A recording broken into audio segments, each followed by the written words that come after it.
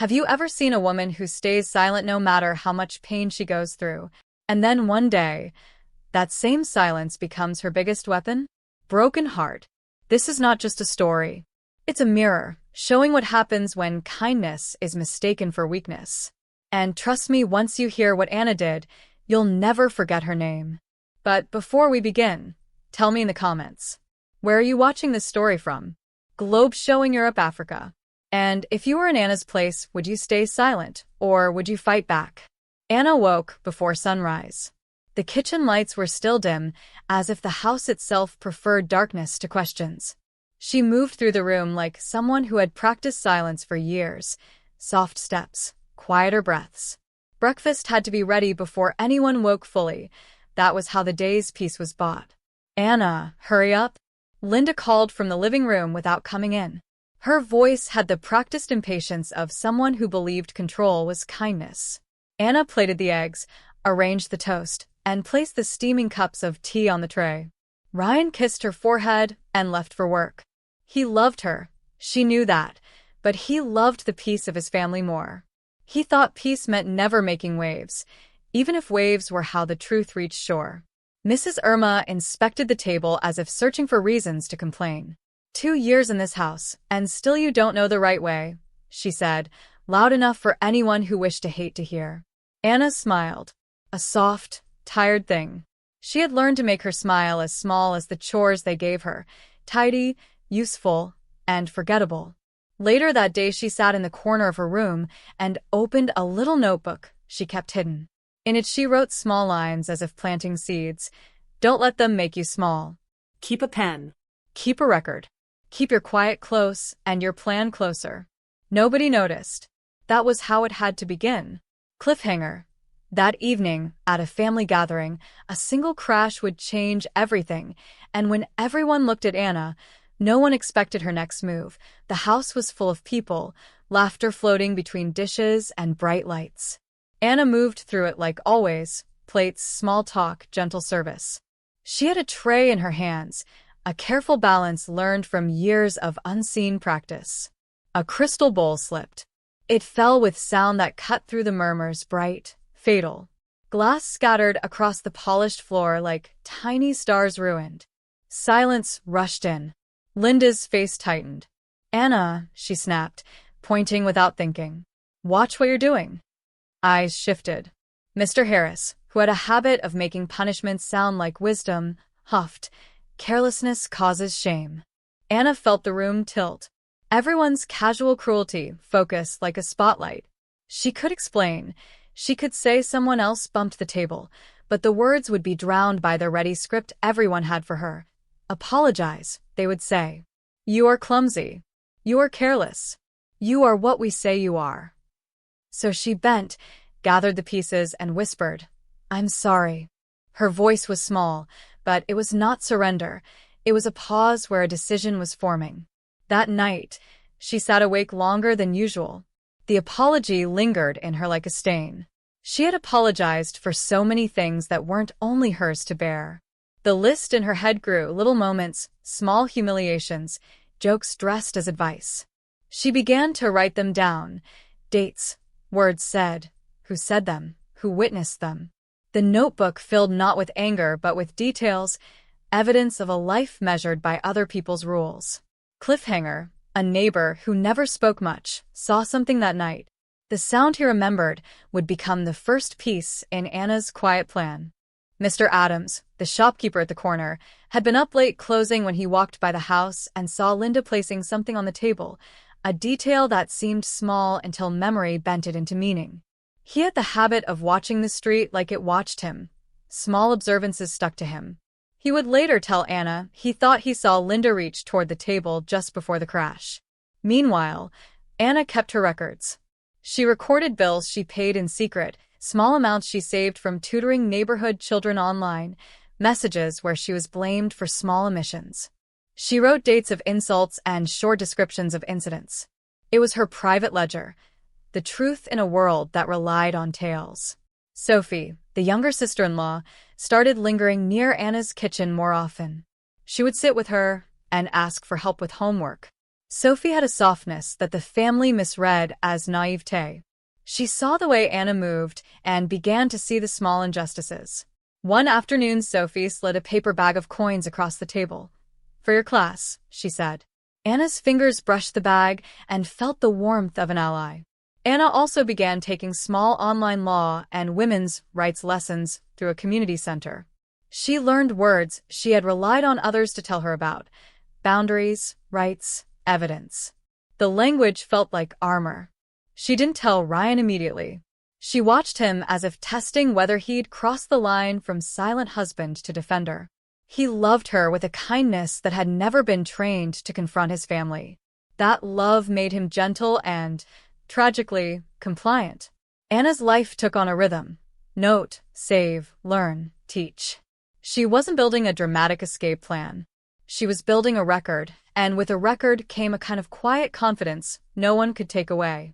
Cliffhanger. Then, at a small neighborhood meeting, someone raised the broken glass story.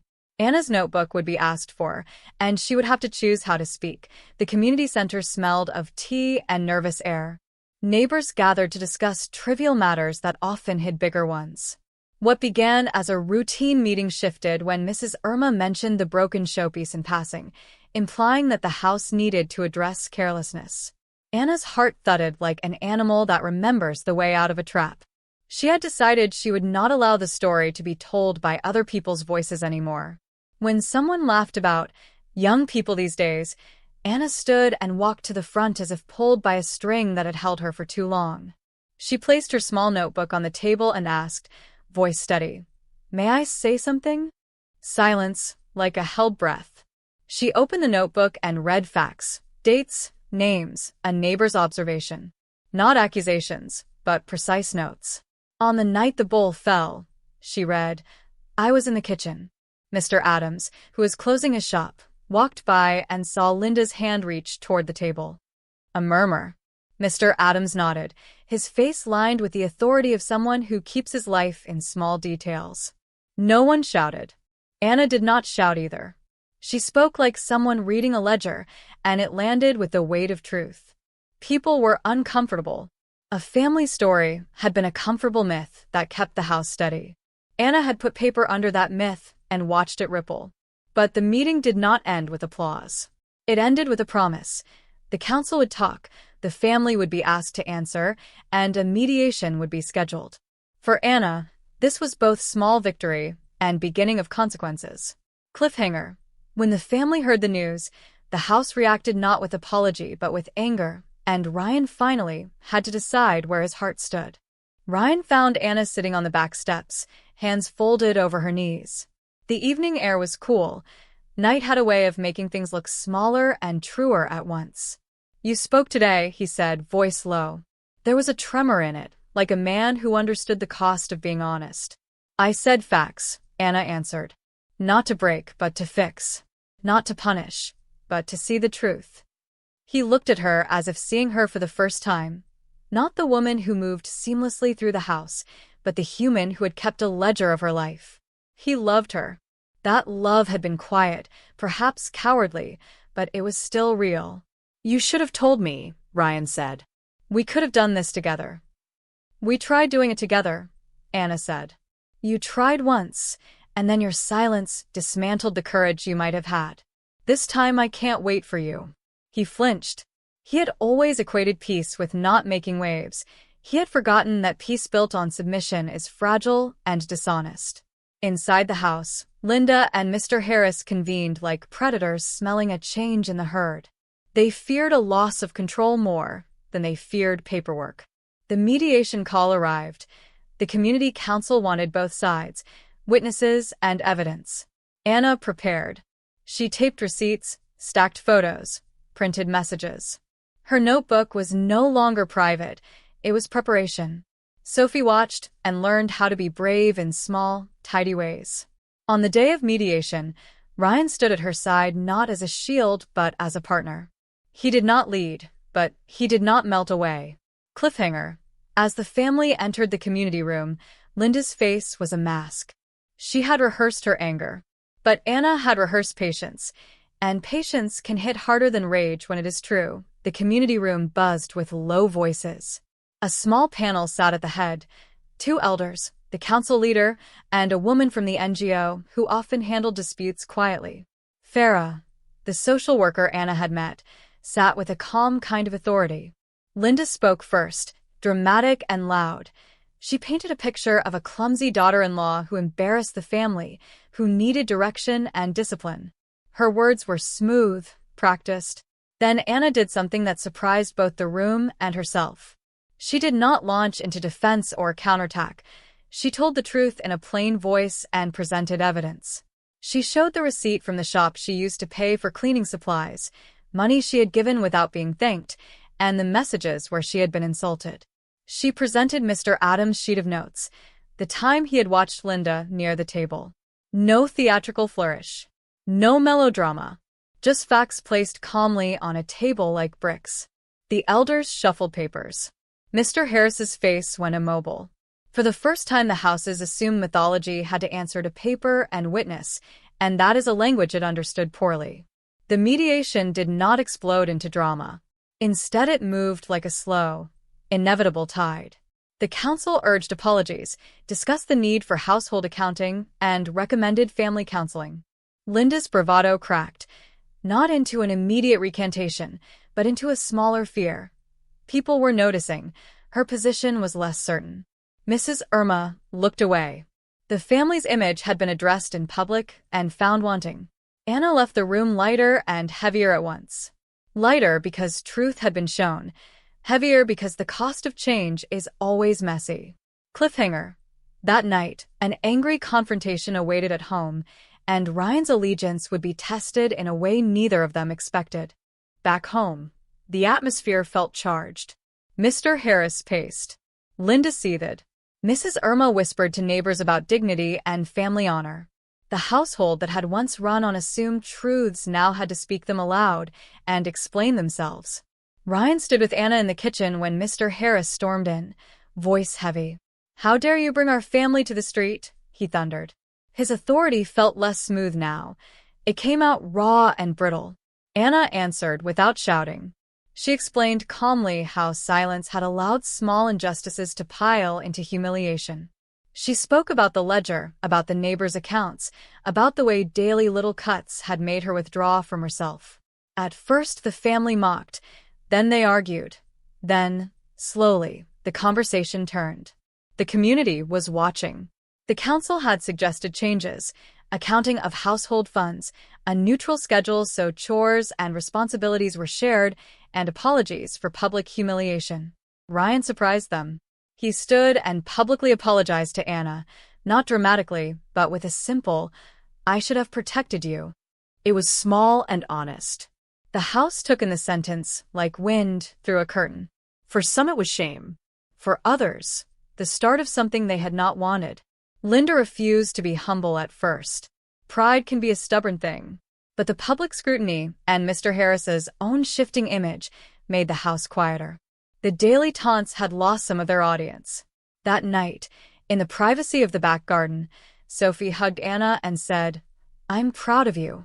Anna looked at the small woman who had found courage and smiled in a way that wasn't small anymore. Cliffhanger. The house had changed, but not everyone would accept it. A test was coming, not of proof or words, but of money and livelihood, and Anna would have to hold to her dignity in the hardest way yet. Weeks later, Anna opened a small table in front of the house. Warm samosas, simple sweets, a sign she had painted in neat letters, Anna's kitchen. The NGO had helped with a microloan. Neighbors had promised to buy. It was not a flamboyant business, but it was her work, and it was hers. Customers came. Ryan brought friends. Sophie ran errands. The same people who once laughed quietly now took away boxes and praised the flavors that always existed but had been ignored. Linda watched, awkward in the doorway. One afternoon she came to the table and said, quietly, "Anna, I'm sorry." The apology was simple. It was not a dramatic conversion. It was the kind that begins with two people who have seen the cost of pride. Anna served Linda a samosa and said, "Don't be sorry. Be kinder when someone else stands silent." Her voice had no triumph. It had the quiet of someone who had come to the end of a long patience and decided to live differently. That evening, Anna sat on the balcony and watched the last light fall. The house felt different, not perfect, but shifted. The ledger had become a memory of how she learned to hold truth without screaming it. She had chosen dignity instead of noise, strategy instead of anger. She whispered into the night, "They thought my silence was weakness. They were wrong. Silence can be a way to listen, to learn, and then to act. Silence can become strength."